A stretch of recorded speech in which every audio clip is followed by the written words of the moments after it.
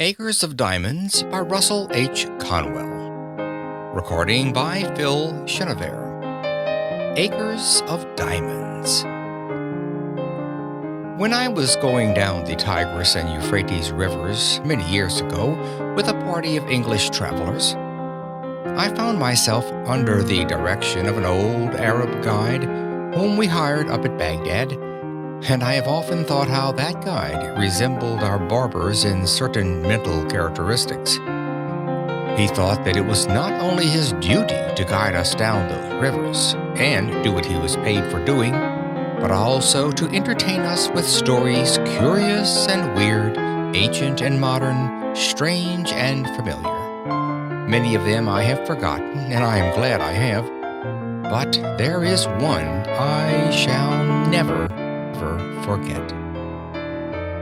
The old guide was leading my camel by its halter along the banks of those ancient rivers, and he told me story after story until I grew weary of his storytelling and ceased to listen.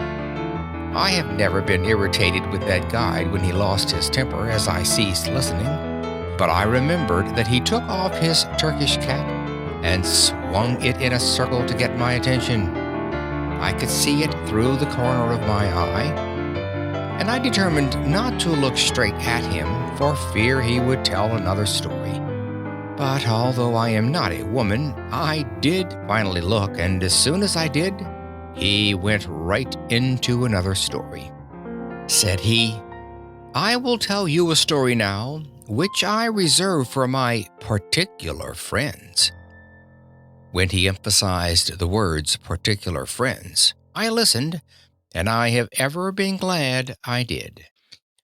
I really feel devoutly thankful that there are 1,674 young men who have been carried through college by this lecture, who are also glad that I did